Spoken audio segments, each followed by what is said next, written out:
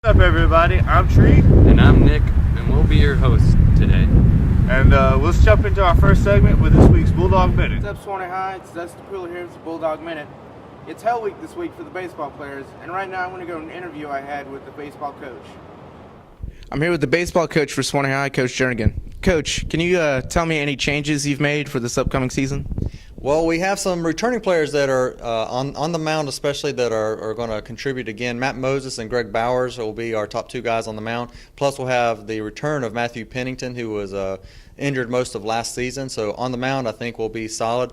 Plus, I believe out of the bullpen, Trevor Lister will do a good job out of the pen for us. He has a good slider, and he's going to be the workhorse out of the pen for us. And offensively, I think we're much improved with a better lineup. A lot of our JV guys are up, and I think that was one area where we were lacking last year, where I think we're going to be much improved with the addition of guys like Blake Swan moving up to move into the catcher's spot, and he'll hit in the middle of the order. And but I think we should be solid and a well-rounded ball team with few weaknesses. Well, thank you. What's up, guys? I'm here with two of the baseball players for Swanee High, Trevor Touchton and Blake Swan. We're going to ask them a couple questions. Trevor, how do you define Hell Week? It's whenever you run, get in shape for the season, and it technically never ends because you're always trying to get better for districts. Blake, what are your expectations for the upcoming baseball season? Well, hopefully we'll get district champions and hopefully win a ring. All right. Thank you, guys. Well, that was our interview with Coach Jernigan and a few of his players. Right now we have some highlights of what the players call Hell Week. Let's go and look at them right now.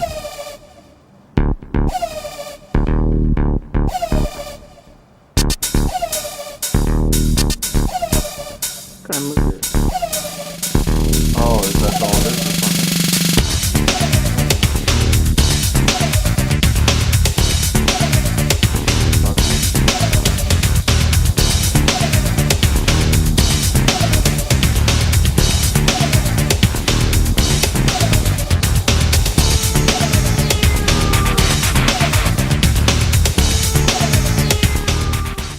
Scores we have to report this week is the JV soccer team won 6-0, and in the final district game, the varsity soccer team won 4-0.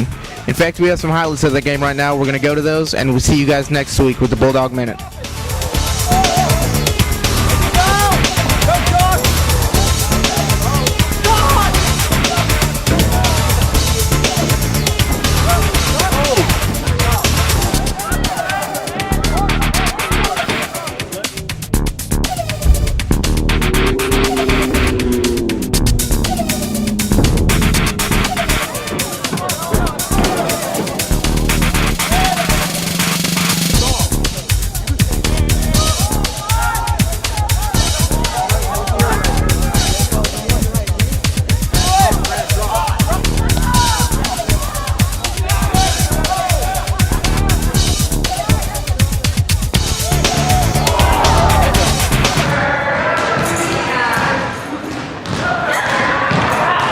Well, apparently I can't profile as good as Greg, so we're going to jump into our next segment with Profile of the Week. What's up, guys? I'm Greg, and this week's Profile of the Week is Miss Flanagan. She's been teaching at Swanee High School in the art department for a majority of her lifetime, and this year she just happens to be retiring. So let's go on over to the footage and see what she has to say.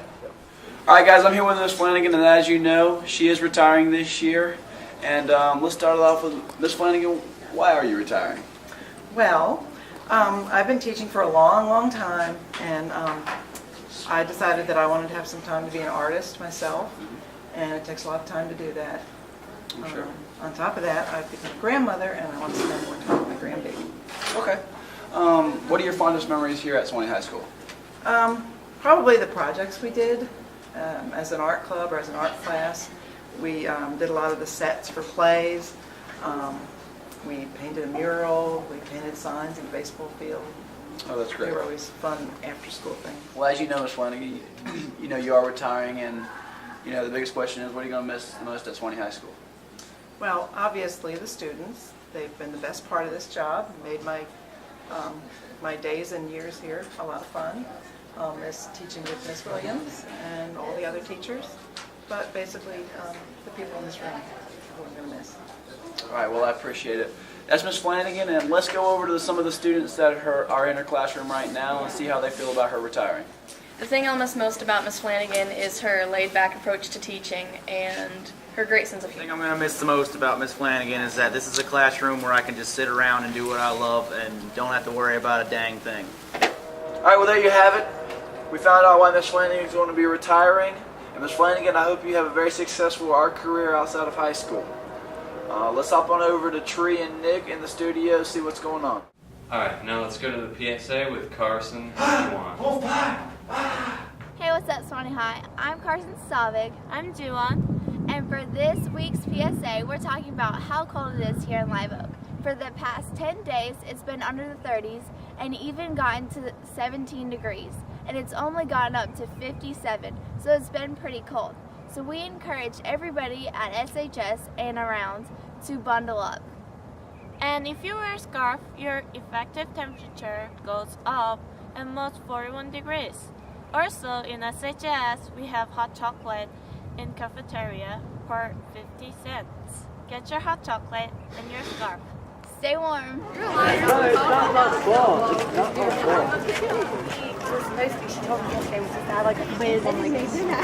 We came in here because Tree was sick, so I guess we'll just go ahead right into our next segment, a brand new one, Bulldog Dish.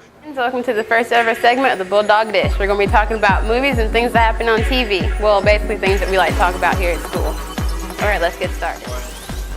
All right, here are your top 5 movies. Number 5 was Sherlock Holmes. It cashed in $9 million in its second week of release. Number 4 was Alvin and the Chipmunks The Squeakquel. That was the third week of its release, and it was $11.5 million.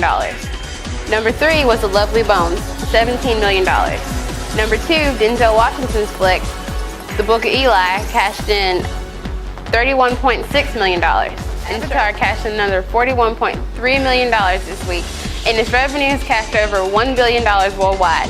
It has now kicked off James Cameron's flick, Titanic, and is hoped to cash in about $2 million when it gets to DVD sales. All right, that's all for the Bulldog Dish, and I hope I come see you next week. Alright, well, wait. Yeah. Whoa, what's going on here? Alright, well, that's been all for this week. I'm Nick. And I'm Tree. Tune in next week. All right, guys. Well, this is Tree with your last NFL update. We go over to our first game, Dallas versus Minnesota. Not quite what I was thinking was going to happen. Going over here to Arizona versus New Orleans. Nobody expected New Orleans to put up 45 points, I don't think. And nobody expected Arizona to be held under 20. So it's pretty shocker. We have the Jets versus San Diego. Well, the Jets, I didn't exactly think it was going to turn out this way. With that defense, though, their offense took some time, but they finally pulled it off. That great defense. Got Indianapolis versus Baltimore.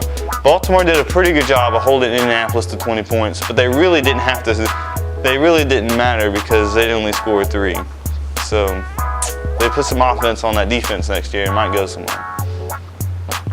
The championship game looks like this.